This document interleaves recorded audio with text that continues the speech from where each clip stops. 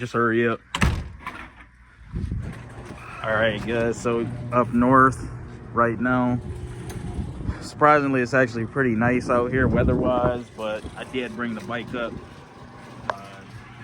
Use this as a little week to get some toning done. We had him on the keys. But yeah, I'm starting to think that I'm getting this thing dialed in a little bit. But you gotta bear with me because I am kind of like shooting in the dark with a bunch of this stuff. I'm not a tuning professional at all. But see, turbos on there. I haven't put a filter on there yet, but I'm not doing any real, you know, riding yet because I'm trying to still dial in idle. But you got a little dirt going on back there. But let me let this O2 sensor heat up a little bit.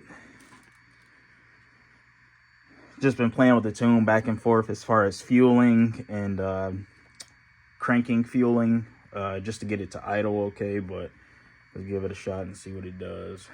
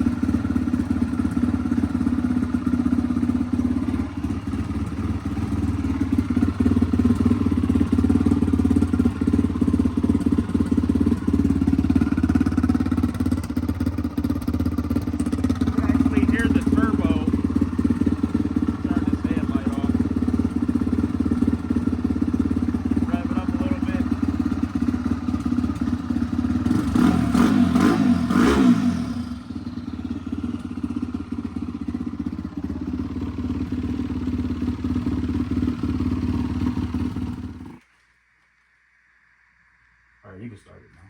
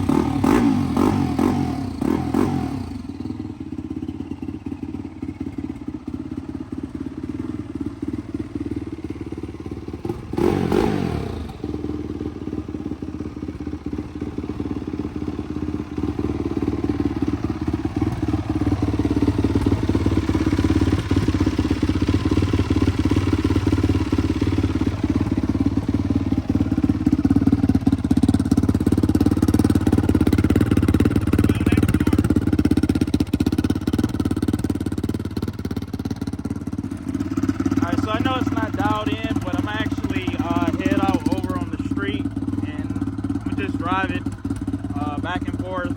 I'm not going to get into it too crazy, but yeah, I'm going to have Nick hold the camera.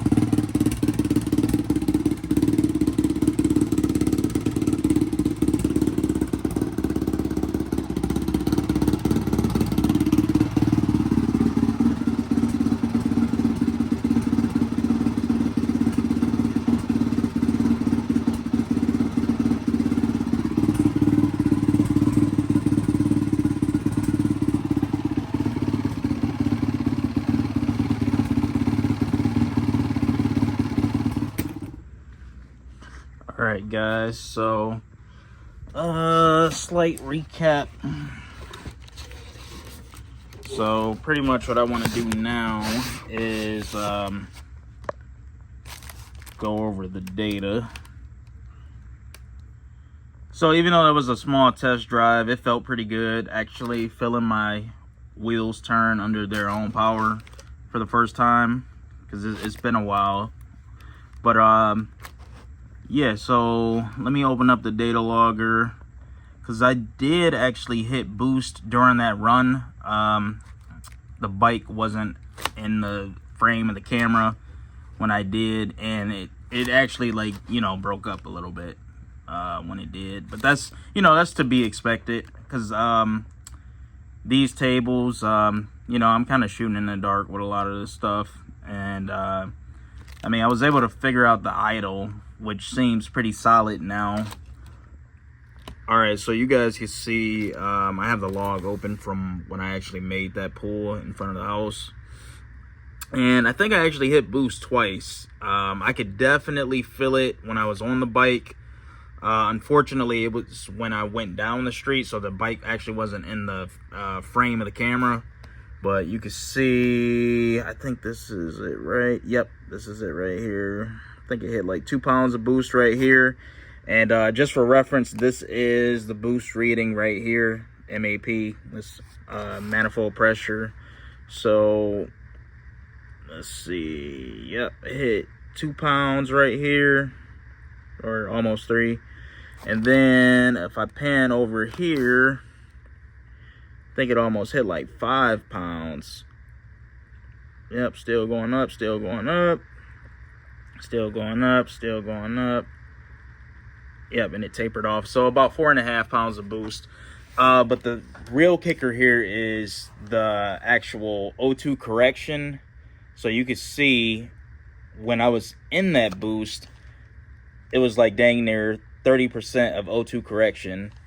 So you can see I have an O2 target, a O2 closed loop, and then an O2 cylinder 1. So O2 cylinder 1 is actually what the O2 sensor on my bike is reading. And at 4.5 pounds of boost with a 10.8 to 1 AFR, that is insanely rich. So you can see why it's pulling out so much fuel. And just for reference, the O2 target, which is what I would like the engine to run at air fuel ratio wise, at that boost level or around that boost level, is actually commanding 12.0, which is still insanely rich. And mind you, this is actually before I actually started tweaking the AFR table a little bit, so I would actually want it much leaner than that. I would say maybe like 12.6, 12.7 at that low of boost. But yeah, so I either need to get this thing on a dyno, or I could just, you know, go about it this way and do back-to-back pulls. But and then obviously, you know, tweak it to get that O2 correction down. The nice thing is that the Fueltech data logger actually has a ignition table overlay, and more importantly, a fuel table overlay. So you can see down here, this is actually representative of the fuel table that's currently loaded in the bike. And then as you go over your logs, so in that spot, for instance, when it was reading, was it 10.8 to 1?